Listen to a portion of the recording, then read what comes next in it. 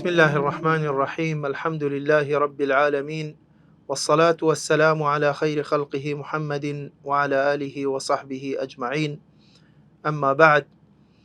بەڕێزان خۆشەویستان، لە فەرموودەی 41 لە فەرموودەکانی 40 نەوەویە، فەرموودەی پێش کۆتایی گەڕاینەوە خزمەت جەنابتان بۆ شیکردنەوە و قسەکردن لەسەر یەک لە فەرموودەکانی پێغەمبەری خوا درودی خوای لەسەر بی، کە ئەویش فەرموودەی عەبدوڵڵاهی کوڕی عەمری کوڕی عاسە، کە وەکو هەمیشە ئیمامی نەوەوی بە کونیە و بە ناو بڵێن لە 40 نەوەویە ناوی سەحابەکان و لەگەڵ کونیەکەشی باس کردووە. بۆیە لەو فەرموودەیە دەفەرمێت عن أبي محمد عبد الله بن عمرو بن العاص رضي الله عنهما قال رسول الله صلى الله عليه وسلم لا يؤمن أحدكم حتى يكون هواه تبعا لما جئت به.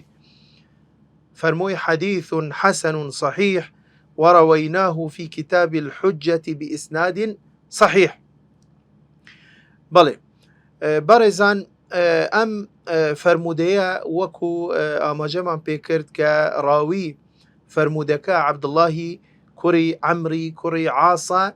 کە ئەم هاوڵە بەڕێزەش وەکو هەندێک لە سەحابەکانی تر کە خۆی و بابیان سەحابە بوون، ئەمەش بڵێن بابیشی سەحابی بووە کە عەبدوڵڵاهی کوڕی بڵێن عەمری کوڕی عاس بووە، و عەبدوڵڵاهی کوڕی عەمری کوڕی عاس ئەویش هەر سەحابی بووە، وەکو عەبدوڵڵاهی کوڕی عومەری کوڕی خەتاب بڵێن کوڕ و باب سەحابین، ئەمەش بە هەمان شێوە. بۆیە لە کاتی ناوهینانی ئەم جۆرە سەحابانە دەفەرمون رضي الله عنهما، خوای گەورە لە هەردووکیان ڕازی بی لەبەرەوە خۆی و بابی چی بوون؟ سەحابی بوون. عەبدوڵڵاهی کوڕی عەمری کوڕی عاس بەڕێزان لە 27 پێش کوچی پێغەمبەر صلی الله علیه وسلم لەدایک بوو، یعنی پێش هیجرەتی پێغەمبەر صلی الله علیه وسلم لەبوو مەدینە بە 27 ساڵ لەدایک بووە، و لە ساڵی بڵێن 65 کۆچی وەفاتی کردووە، کە یەکەکە لە بڵێن کوڕە گەورەکانی عەمری کوڕی عاس کە کۆمەڵێک کوڕی تری هەبووە. عەبدوڵڵاه لە هەموو کوڕەکانی تری گەورەتر بووە، و عەبدوڵڵاهی کوڕی عەمری کوڕی عاس بڵێن یەکێک بوو لەو کەسانەی کە خوێندەواری هەبوو، یعنی تەنانەت پێش ئیسلام نوویسینەوە و خوێندنەوە و نوویسینی هەبووە، و هەر لەبەر ئەوەش یعنی حتا بڵێن کۆمەڵە زمانی دەیزانی وەکو زمانی سریانی بۆ نمونە. و بۆیش بڵێن عەبدوڵڵاهی کوڕی عەمری کوڕی عاس یەکێکە لەو هاوڵە بەڕێزانەی کە فەرموودەکان دەینویسیوە، ئەو فەرموودانەی کە لە پێغەمبەری خوا درودی خوای لەسەر بی دەیبیست دەینویسیوە، هەموو فەرموودەکانی دەینویسیوە، حتا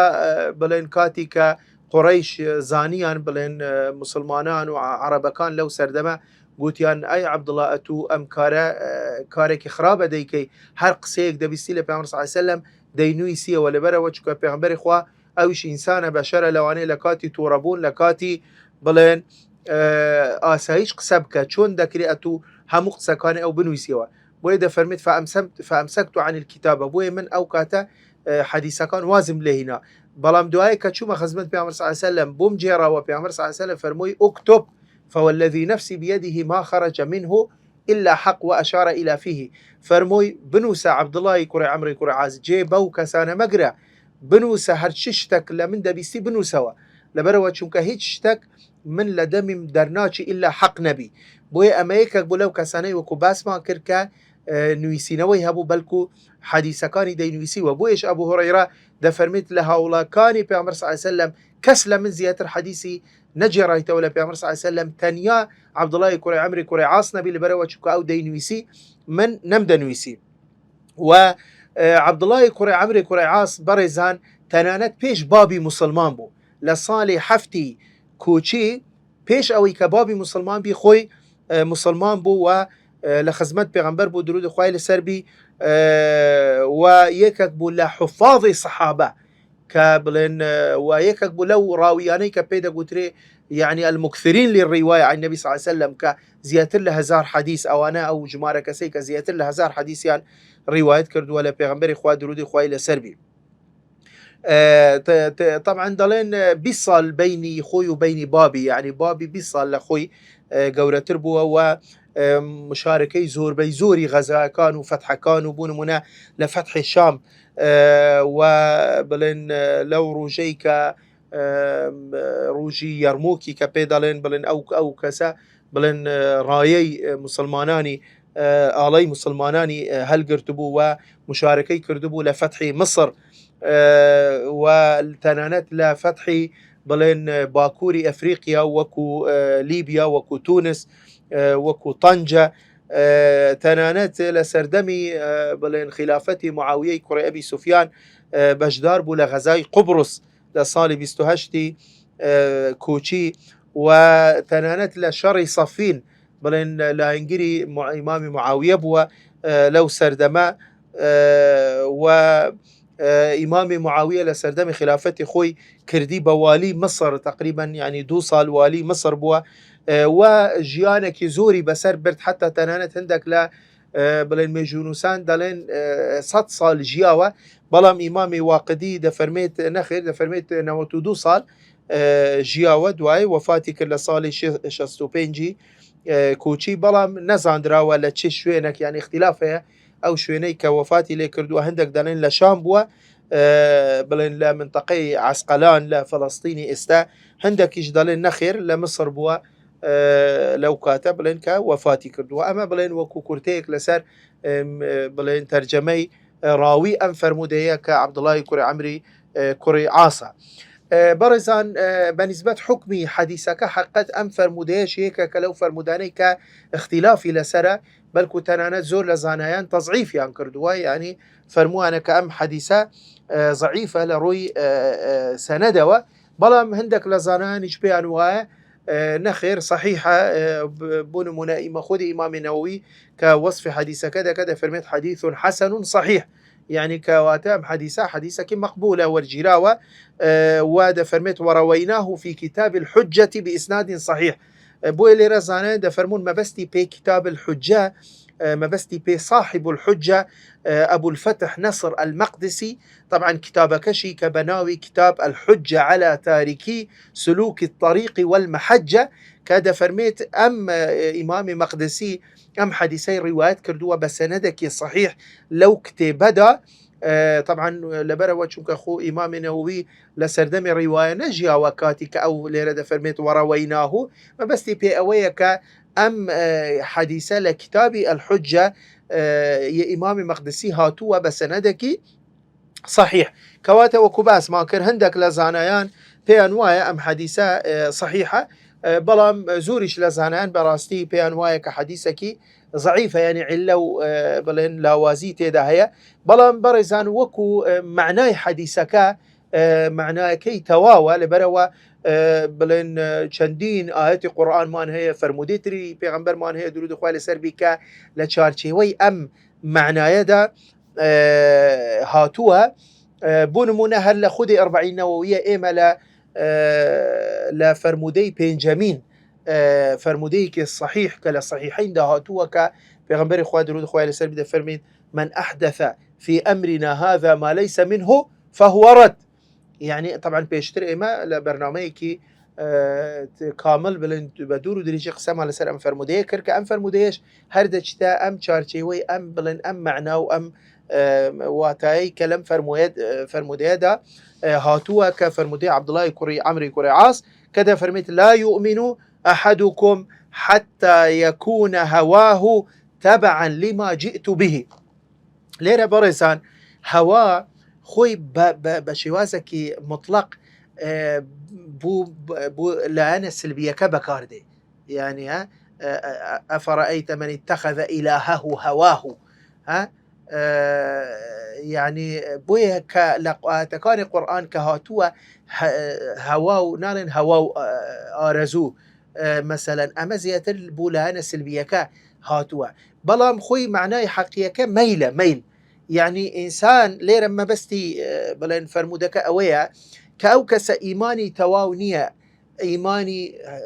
راس نية أجابيتو هوايكي يعني ميلكي آرزوكي بلين دینداریەکەی کردەوە و قسەکانی ژیانی بەرنامەی يعني لەگەل بەرنامە و ژیانی پێغەمبەر صلی الله عليه وسلم نەگونجێ يعني لا يؤمن أحدكم حتى يكون هواه تبعا لما جئت به يعني أما برزان زور وردة زور دقيقة يعني دبي أو كسا لناخي خويا ميلي هبي لبو حق ميلي هبي لبو إسلام ميلي هبي لبو بلين دینداری حقیقی و راستقینە و بەنداتی و خواپەرستی خوای گەورە یعنی نەک تەنیا وەکو بڵێن کەسێک بە زۆر پێی بکە یان وەکو بڵێن زۆر قرس بی لەسەری دینداریەکەی و خواپەرستیەکەی و بەنداتیەکەی بۆ خوای گەورە وەکو ئەرکێکی زۆر قرس لەسەر شانی خۆی دەبینی بەو شێوازە وەکو بڵێن بە زۆرداری یەکێک عیبادەت و دینداری پێ دەکە ئەمە خوای گەورە ئەم کەسەی ناوێ ئەمە بەڕاستی وەکو بڵێن زیاتر ئیسلامە نەک ئیمانە وەکو پێشتر باسمان کرد کە ئیسلام زیاتر بریتیە لە شعائری تعبدی ئەوانی کە ڕوالەت و ڕووکەشی ظاهری ئەعمالی شعائری تعبدیە بەڵام ئەگەر لەگەل ئەوە ئیمانی لەگەل نەبی بیر و بڕوایەکی حەقیقی و ڕاستەقینە و لە ناخی خۆیەوە بڵێن هانی نەدا يعني أما وكو فرقك واي نابي لقل منافقكان شو كبرزان منافق خو همان بلين كردوكاني مسلمانان أنجامدا بظاهر باشا يعني نويجا كدهاتنا مزقوتي بيغمر صلى الله عليه وسلم نويجي عندك لدواي بيغمر صلى الله عليه وسلم أو جازكاتي عند دا أو ظاهرا خوان درد خيز كبروجين دهات تنانت لا بلين لهمو شعائري تعبدي مشاركي مسلمانان عندك خوان لرزقان مسلمان حساب ذكر بلام يقولون بألسنتهم ما ليس في قلوبهم يعني بزارو بزمانو بوا خوان بمسلمان دادنا بلام لناخي خوانوا بيدين بون ملحد بون يان بابلين بكري جيراو بون يان آينة كتريان بروان بآينة كترو بيامو برنامج كتريان هبوا بوي أو كسج براستي أويكا خوي بمسلمان دابني بلام إسلامكي زياترها روكشي وروالتي بي كواتا أما يعني وكو بلين إيمانكي تواونيا خلال إيماني داهية بوي پیغمبر إخوة درود إخوة عليه السلام فرموده لا يؤمن أحدكم حتى يكون هواه تبعا لما جئت به بوي برزان إما يعني وەکو باسمان کرد ئەگەرچی فرموودەکە زۆر لە زانانی بەڵێن زەعیفیشە بەڵام معناکەی موافقی مەبادئی گشتی شەریعەیە موافقی چەندین ئاەتی قورئان و فرموودەی پێغەمبەرە درود خوای لەسەر بی ئێمە بۆیە لەم بڵێن بەرنامەیە هەوڵ دەین هەندێک لەو ئاەتەنە و هەندێک لەو فرموودانەوە ئیلا ئەوە بابەتێکی زۆر فراوانە هەندێک لەو ئاەتانە کە دەچنە چارچێوەی ئەم معنایە بۆ نمونە خوای گەورە لە سورة نساء لآية 65 كذا فرميت فلا وربك لا يؤمنون حتى يحكموك فيما شجر بينهم باشا ده فرميت ليرا خواي قورة سند خود بقوري خوي بقوري ذاتي خوي سند خود طبعا ليرا خواي قورة كسند خود لسان اشتاك ليرا دو دلالتي هي برزان سند خاردني خواي قورة يكم اويكا او شتي كسوندي بوي دخود شتكي جرنجا شتكي قوريه شتكي مهمة او جاش او شتشي كسوندي بي دخود كزور جار خواي قورة سوند بمخلوقات خوي دخود بلام لم آياتا سوند بذاتي قوري خوي دخود كواتا بابتك زور لو جرنج ترى زور لو مهم ترى بوي فرموي فلا وربك سوند بخوايكيتو اي محمد صلى الله عليه وسلم لا يؤمنون او خلكه او بخوانا وخوان بابا ايمان دار وبمسلمان دانن اگر بيتو نبي لا يؤمنون ايمانيان نيه ايمانيان تواونيه حتى يحكموك فيما شجر بينهم حتى اتونكن بحكموا بقاضي ورازين بن بحكميتو يعني بحكميتو يعني بحكمي اخوا حكمي پیغمبر صلى الله عليه وسلم هر حكمي اخوايا اگر رازين بن بو بيامو برنامج اخوا لا يؤمنون أو أنا إيمانيان توانية إيمانيان نية حتى يحكموك فيما شجر بينهم هر اشتكاتك إشكالك اختلافك اشتكي على سربي لبين إخوان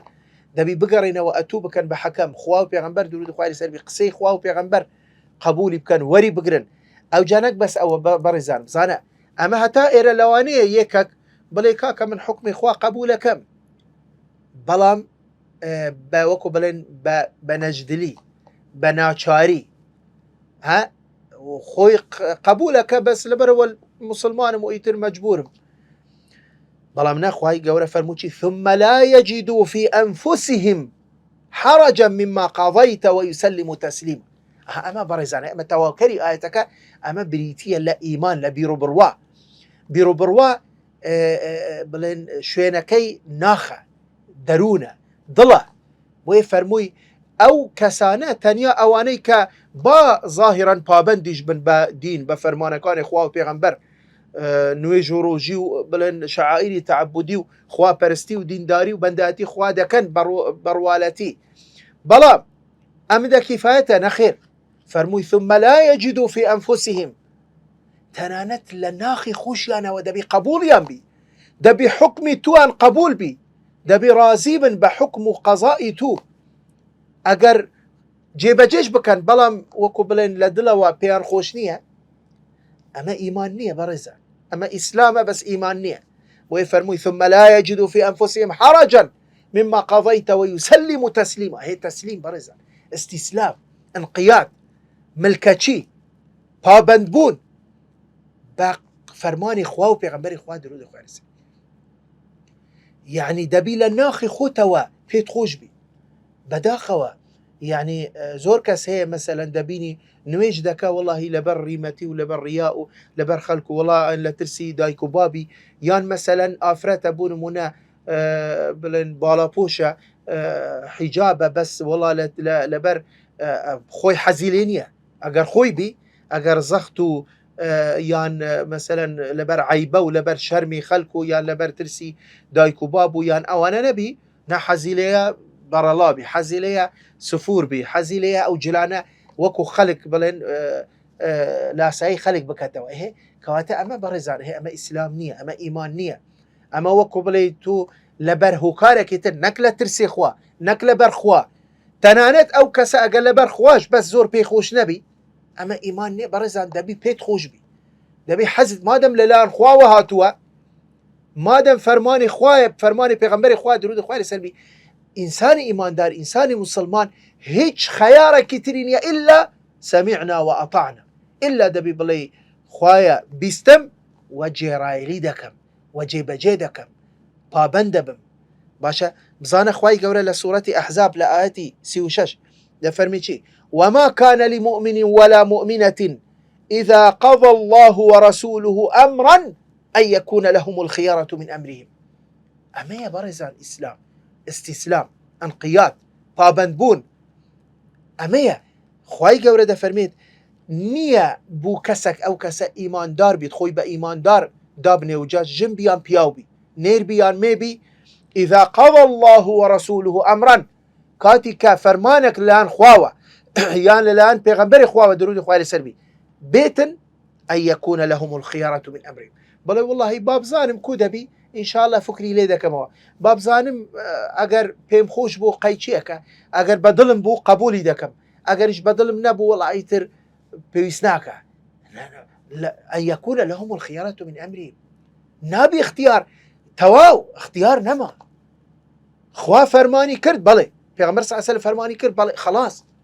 خوا قەدەغەی کرد پێغەمبەر درود و خوای لەسەر بی حرامی کرد خلاص مەجالی گفتوگو مناقشە نابی هەبی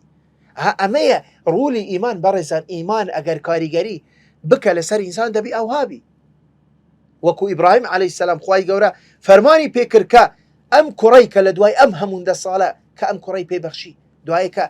گەیشتە تەمەنێکی وا کە دلی پێخۆش بی فەرمانی کرد دەبی سەری ببڕ ئەوجا خۆی و کوڕەکەی تەسلیمی ئەمری خوا بوون فلما أسلما خواهي قول دفرمي فلما أسلما يعني أسلم إبراهيم وإسماعيل عليهما السلام لأمر الله هردوك تسليم بون هردوك يعني قبول ينكر ما لا نينقود باشا لبرشي خواه قفتوقو مناقشة النكر هربوا بكم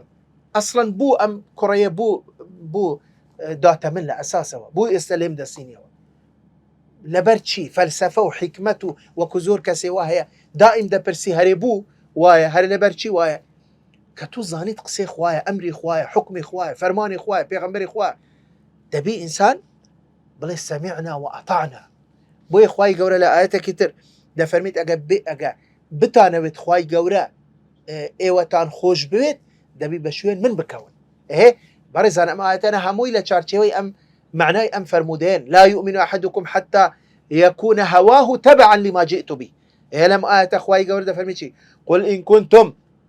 تحبون الله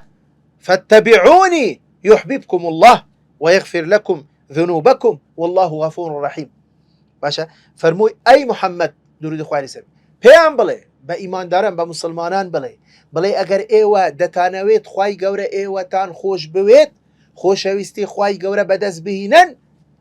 وەرن بە شوێن من بکەون بە شوێن بەرنامە و پەیام و بڵێن فەرمانی خوا و پێغەمبەر و حکمی خوا و پێغەمبەر بکەون ئەو کاتە یحببکم الله دەبن بە خۆشەویستی خوا هەر کاتێکیش خوای گەورە ئێوەی خۆش دەوێت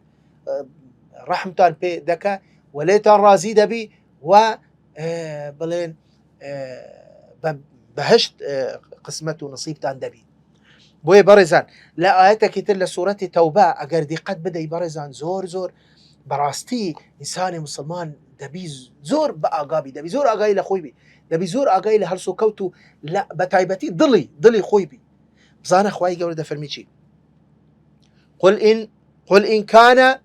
آباؤكم وأبناؤكم وإخوانكم وأزواجكم وعشيرتكم وأموال اقترفتموها وتجارة تخشون كسادها ومساكن ترضونها. بزانە هەشت شتی باس کرد لەم ئاەتە بەڕێزان. خوای گەورە فەرمووی پێیان بڵێ ئەگەر بێت و بابتان یان مناڵەکانتان کوڕ و کچتان یان برایەکان و خوشکەکانتان یان خێزانەکانتان یان عەشیرەت و قەومتان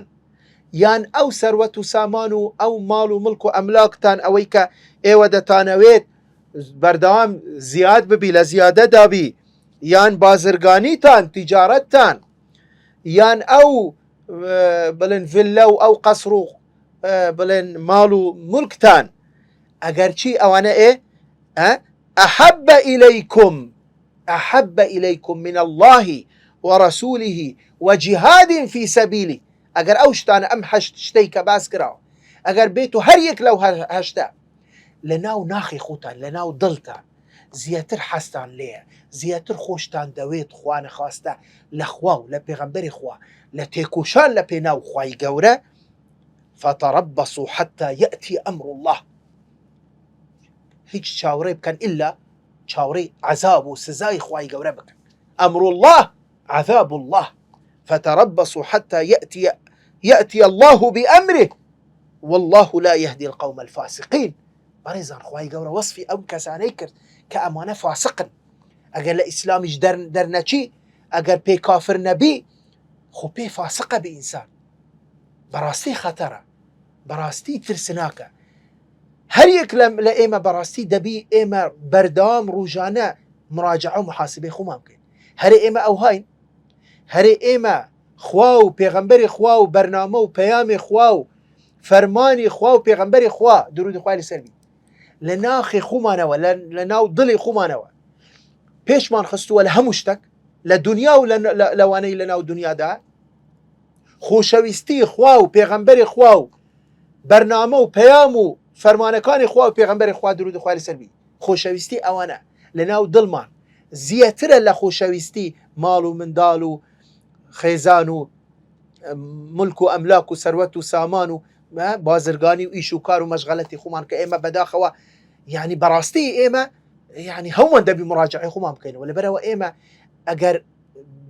تەماشەی ژیانی خۆمان بکەین زیاتر ئێمە مەشغولی دنیاین مەشغولی ماڵ و منداڵ و کەسابەت و ئیش و کار و پارە و دولار و سەروەت و سامان و ملک و ئەملاک و عرض و مەزرعە و باخ و گەڕان و سەفەر و سیاحە و خۆشی و هەتا دوایی ئەمانە حرام نین بەڕێزان ئینسان ئەگەر بە شەرعی بەدەست بهینی وەکو پێشتریش باسمان کرد بەڵام نابي بجتناو ضلي إنسان نابي ولا إنسان بك كإنسان والعياذ بالله خوال بير بك دين خوال بير بك پیغمبر لبير بك قيامت لبير بك أو هاكوتو تناو دنيا هموش لبير بك بوي براستي وكل فرموديك لصحيحين ده هاتوا كبيغمبر خواه درود خواه لسلوي باسي أودك ده فرميت سيشت ولا إنسانك كتشيج لإيمانكي بك هي برزان إيمان دبي إنسان تشيجي ليبك تشيج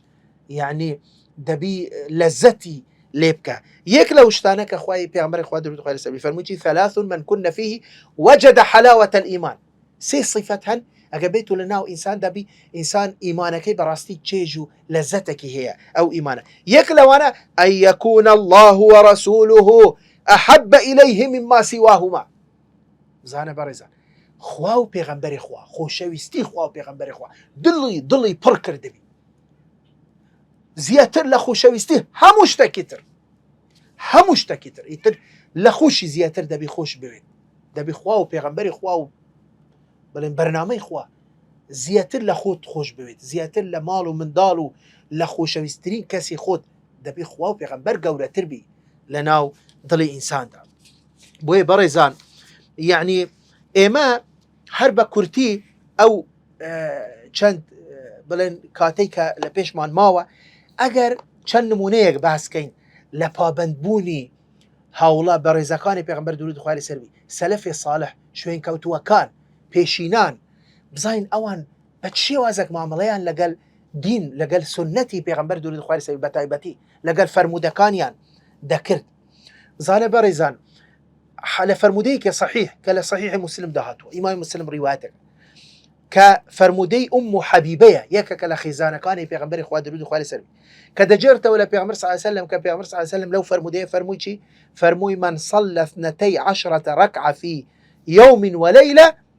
بني له بهن بيت في الجنة فرموي شي فرموي هر كسك لا شوروجك دا 12 ركعة نويج بك طبعا ما بستي بي او سنة مؤكدانية كلا بيشو لا باشي نويجكان ام بيش نويجي هي دكت شش سنة 12 ركعة ام شش بريتيا لا دو سنتي قبلي بيش نيورو كذا كانت 4 ركعات دو ركعتي دواي نيورو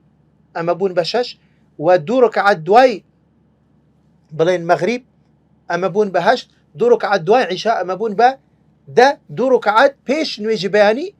اما بون با 12 ركعات ده فرميت هر كسك شور وجك ده جيجا الى فرزكان ام سنة نجبك پیغمبر خواه فرموچی فرموي خواهی گورا خانوی که بوی درست دکلا بهشت ام فرموده چه ده جرتوا حبیبه بزانه برزان چه ل حبیبه ام فرموده ده جرتوا ها عنبسة بن ابي سفيان كذا كتب براي حبيبه حبيبه بلين كيشي ابو سفيان بو خزاني بيغمبر صلى الله عليه وسلم عنبسة براي كيتي چه ل عنبسة روايتك عمري كري اوس چه ل عمري كري اوس روايتك نعماني كري سالم بزانه برزان كاتي كأم حبيبة أم فرمودية دجرت ولا بوكو ملا صحابي تر يك لو أنا براكي لو ديار دانشتو عن بسيا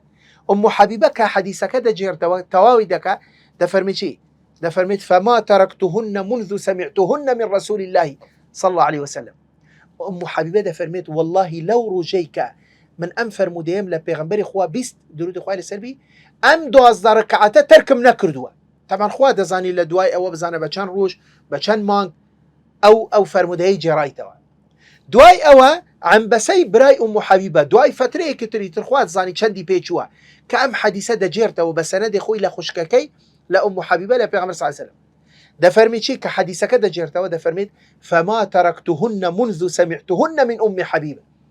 عم بسج ده فرميت والله لو رجيك لا خشكه كم بيستي لخزاني پیغمبر صلى الله عليه وسلم حبيبه ام فرموده ام 12 ركعتم ترك نكردو او جاء دواي او يك لوانا كده بيستيت لعنبسة شي عمري كوري اوسا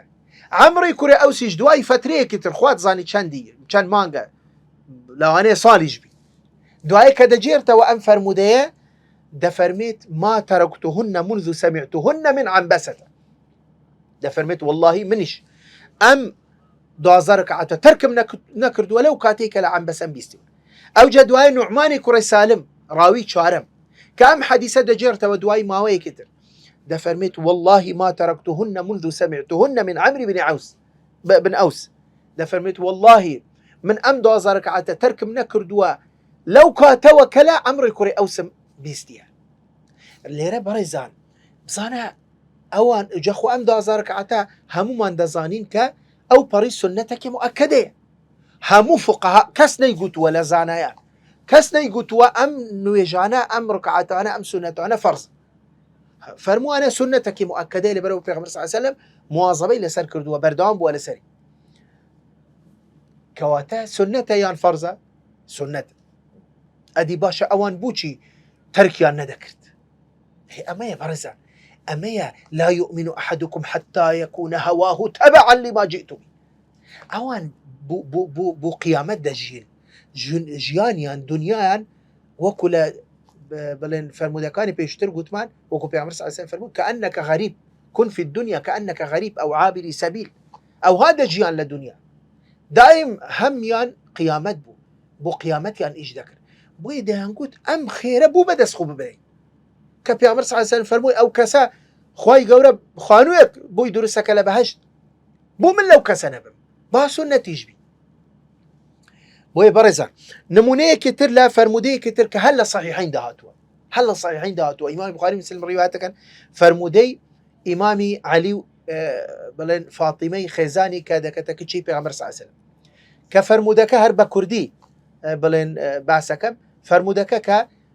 فاتیمەی کچی پێغەمبەر صلی الله علیه و سلم ئەزن وەرەگری لە ئیمامی عەلی هاوسەرەکەی دەفەرمێت من دەچمە خزمەت پێغەمبەر صلی الله علیه و سلم داوا دەکەم خادمك شاگردەکم بوو دابنێتن لە ماڵەوە یارمەتیم بدە بەڕاستی دەستم هەموو ئەوە بووە بریندار بووە هەندی ئەو بڵێن ڕەحا دستار ئەوەی کە بڵێن پێشتر کە گەنم و جوو ئەوانەیان دەهاڕاند یعنی وەکو ئێستا نەبوو ئاش و ئەوانە هەبی هەموو ببیتە ئارد و ینی ژیان زەحمەت بوو ئەو کاتە دەفەرمێت من دەستم هەمووی زبر بووە هەمووی بڵێن بریندار بووە لەبەرەوە زۆر ماندوم دەچمە خزمەت پێغەمبەر صلی الله علیه و سلم داوا دەکەم کەسێک بلۆم بنێری بەلکو هاوکاری و یارمەتیم بدە ئیمام عەلیش گوتی فەرموو بڕۆ کە فاتیمەی کچی پێغەمبەر صلی الله علیه و سلم هاتە ماڵی بابی لەو کاتە پێغەمبەری خوا درود خوای سەری لە ماڵ نەبوو خاتو عایشە لەوێ بوو ئەویش گوتی لەبەرچی هاتی گوتی لۆ ئەو مۆزوعە هاتیم دوای گەڕاوە کە پێغەمبەر صلی الله علیه و سلم گەڕاوە خاتو عایشە فەرمووی فاتیمەی کچت هاتبوو ئەو مۆزوعەیەکی هەبوو پێغەمبەر صلی الله علیه و سلم خۆی دێتە ماڵی کچی ماڵی فاتیمەی کچی ماڵی زاوایەکەی ئیمامی عەلی کە دێتە ئەوێ دەبینی ئەوان لەسەر جێنە ینی پێشەوەی بنون پێغەمبەر صلی الله علیه و سلم دەچتە نێوان هەردووکیان ئیمامی عەلی و فاتیمەی کچی دەفەرمێت لەبەرچی هات بووی ئەویش مۆزوعەکەی باسەکە دەڵێ من لۆ ئەو مۆزوعە هاتم بزانە بەڕێزان پێغەمبەری خوا فەرمووی چی فەرمووی ئەی عەلی و ئەی فاتیمە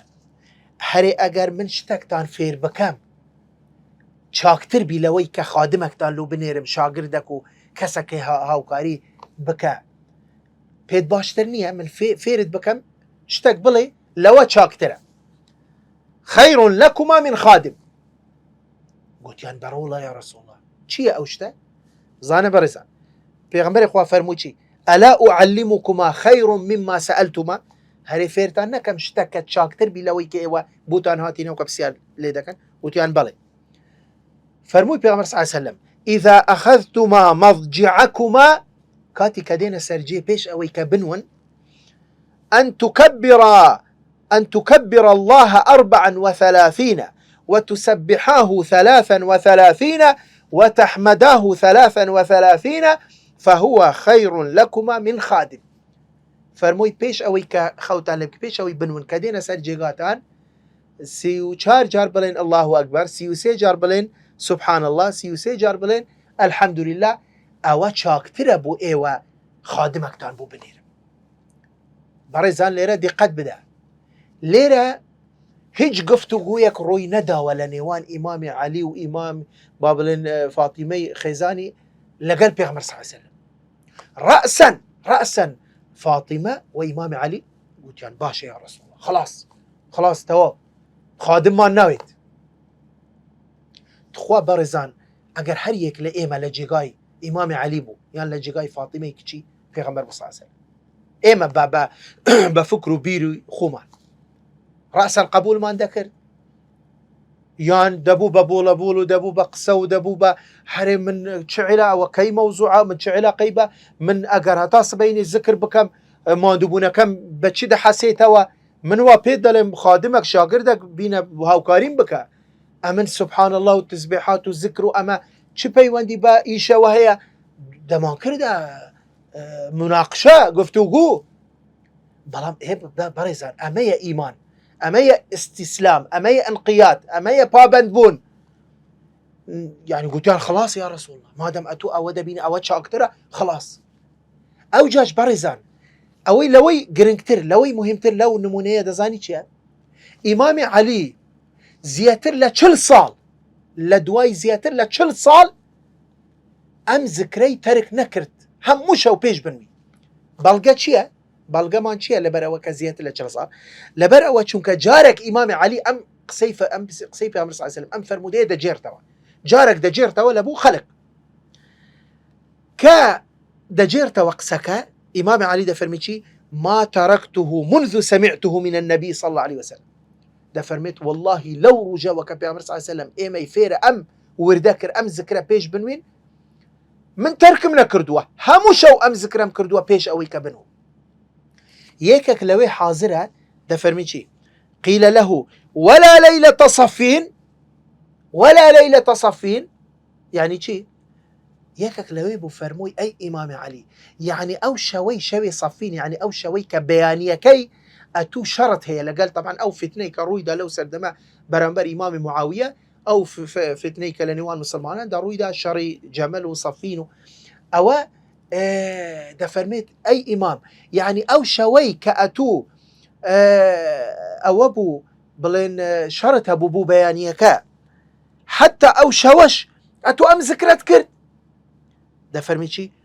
قال ولا ليلة صفين يعني فرمووی حتى لە شەوی صفینش لەبیرت نەچوو لەبەرچی بەڕێزان چونکە کەسێک ئەگەر بوو بەیانیەکەی شەڕێکی گەورەی لە پێش بی يعني ئینسان دائما کاتی کە شتێک لە پێشتی جاروایە فەرزی لەبیرەکە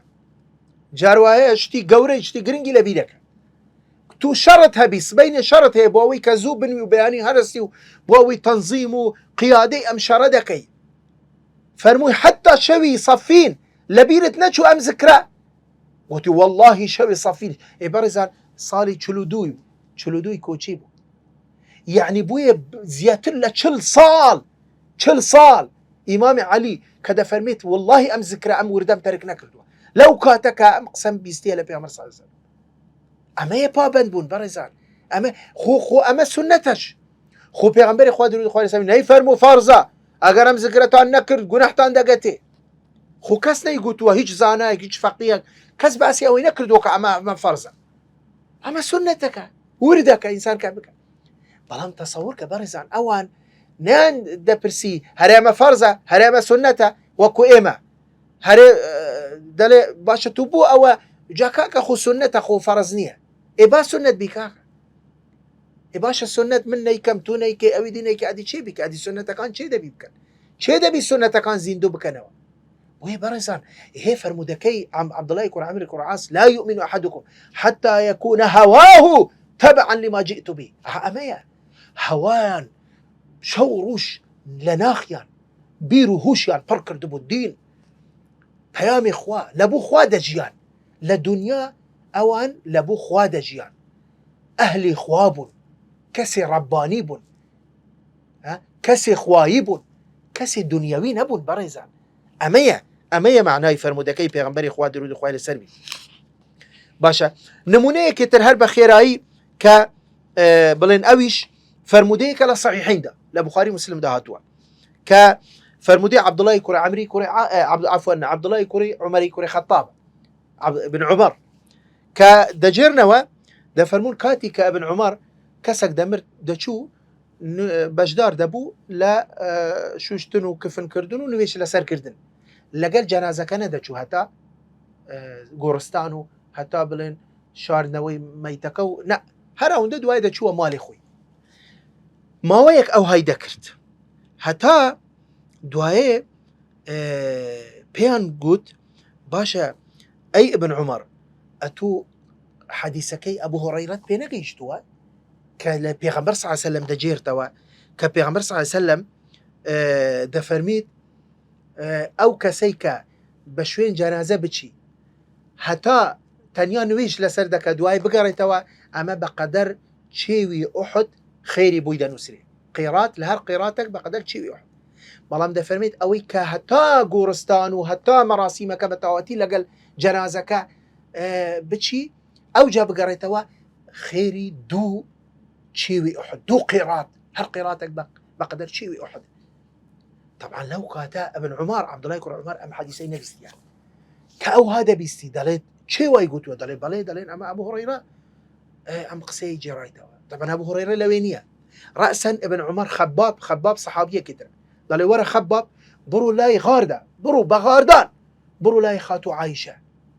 لوم تاكيد كوبزانا بيغمر صلى الله عليه وسلم قسي واي فرموها خباب ايش دليل باشا خبابي دنيري عبد الله يكون عمر دلي لمزقوت لحوشي مزقوت سيچار بردي بدستي هالقرتوا بغنبار لو سربو او سرديتو دچي سيچار بردي بدستو هر فكر دكتو دبي وابي دبي امقسي بيغمر صلى الله عليه وسلم او جهر چاوري خبابه للاي خاتو عايشه بقريتو دواي ما هيك بيدا چي خباب دقريتو ديت بدلها بيمبلي خاتو عايشه فرموي چي خباب ده فرميت خاتو عايشه فرموي صدق ابو هريره فرموي والله ابو هريره راس دكا بلي بيغمر صلى الله عليه وسلم واي فرمو. طبعا راويه كذا جيرته وبرزان دجيرته ودفرميت عبد الله يكون عمر او كان بردي لدستي بو بتوريه وبرزي كردو بقيمي بحوشه وبعرزي دادا لا لا لا لا لا, لا بحيبته لا لا, لا ترسو وقبلين لا او جا فرموشي فرموي والله لقد فرطنا في قراريط كثيره سبحان الله فرموي دزاني چه خيرك مان لدستشو دزاني او همو چيوي احد او همو خيره قوريه امن شو زان او همو خيره من لدست خوده او ده پیغمباره بي خفتي بيدا زانه بري زان اخو نيزاني بو اي والله خيري بويدا نسريش كخواي قوره كأو بنيتي خوي او نيزاني وني بيستيوا بلام دواي او كا دبيستي او ها بيتيكتشي زانه بري زان يعني ايما كابرا لواني نويجي ليدا شي فرزي ليدا شي كاكا حرجي شي بينادا چن گرنگه او سنتك نشي زانيوا ني زانيوا خو كس ني قلتوا فرزه بلان بيرس عسان ده فرمي خيري او ده زوره اي اما وين اي ما بشوين جنازه واي هر كسك جاروه كابرا يعني مغاريك زور نيزيكي بي عيبي اوش لبر لومي ولبر ريا ولبر سمعه ولبر ونكس بيني بلن هفلان كس لا تعزيك ولا سر جنازه ديار نبو لوي ها كسي نيزيكي خويتي بلام هيك با كره دي الله اما بخير ناچي بس لبو دنيا ولا برا قسيني تسري ولا لومي ندكري باشا وي برزان نمونه زوره هر بخيراي دو نمونه تر باسكم كاتمان برا كوتاي دچي يغلا فرمودكان تر اويش لا صحيحين ده هم فرمودان لا صحيحين ده يعني حديثي صحيح ك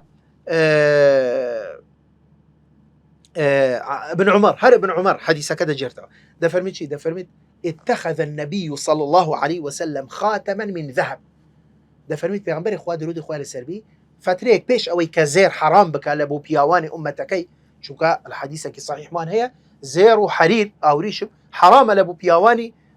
امتي محمد صلى الله عليه وسلم بلام له افرتان درس بلام بيش اوي كحرام ك ابن عمر ده فرميت اتخذ النبي صلى الله عليه وسلم روجك فتريك خلق بينيان صحابه كان بينيان پیغمبر خدا درود خدا السربي غستيليك لا بنجيتي زيره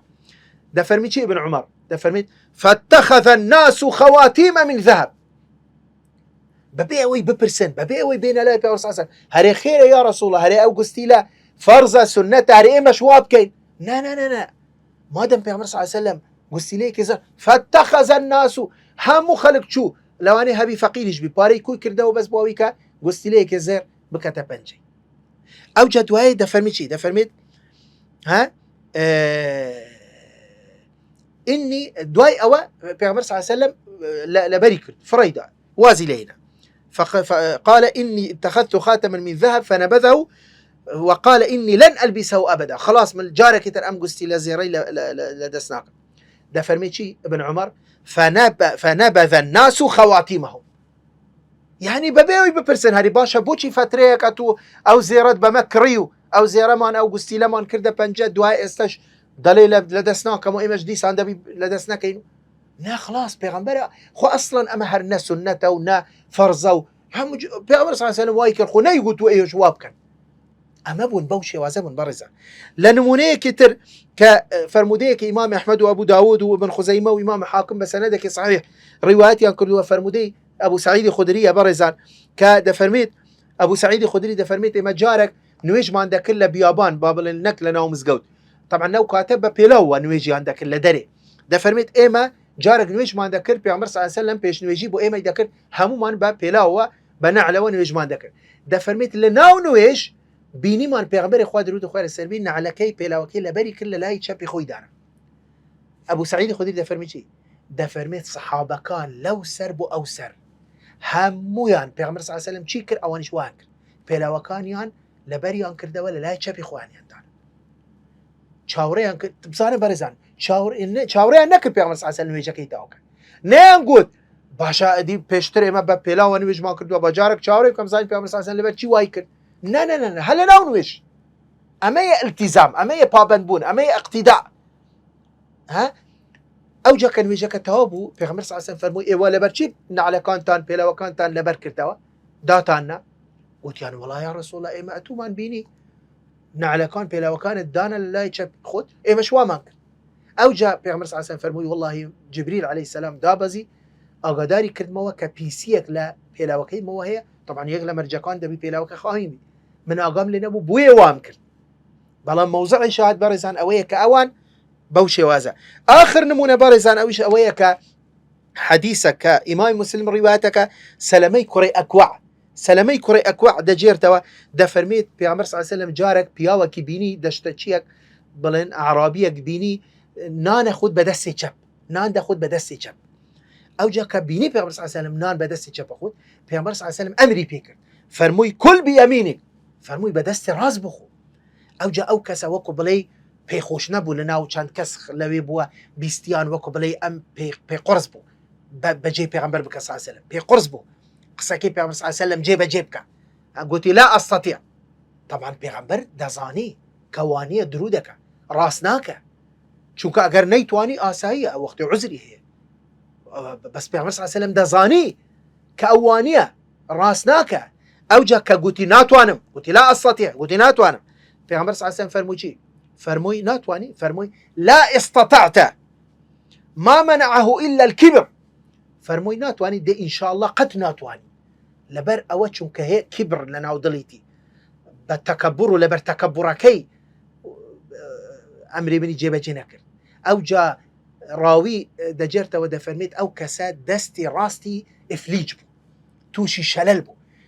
دەفەرمێت هەتا مرد ئەو کەسە نەیتوانی دەستی بەرزکردەوە بەڕێزان زۆر خەتەرە قسەی پێغەمبەر صلی الله علیه و سلم ڕەتکەوە زۆر خەتەرە ئیمامی ئەحمەد کوڕی حەنبەل دەفەرمێت من رد سنة النبي صلى الله عليه وسلم فهو على شفا هلكة ئەوەی سنەت و حەدیثی پێغەمبەر درود و خوای لەسەر بی ڕەت بکەتەوە ئەمە لەسەر ڕوخی لە ناو چوونە وەی زۆر خەتەرە وەی بەڕێزان ئێمە کاتمان تەواو بوو نمونە زۆرە ئەگەر ژیان نامەی سەحابە و پێشینان و سەلەفی صالح و ئەوانە بخوینەوە ئەوان چۆن بوون ئێمە چۆنین بەڕاستی پێویست دەکە ئێمە مراجعەیەکی خۆمان بکەین پێویست دەکە ئێمە بزانین هەڵس و کەوتمان چۆنە پێویست دەکە ئێمە بزانین پابەندمونمان هەیە یان نەبە پێویستە ئێمە بە شوێن پێغەمبەر و پەیام و فەرمانەکانی خوا پێغەمبەر بکەوین پێویستە ئێمە تەنیا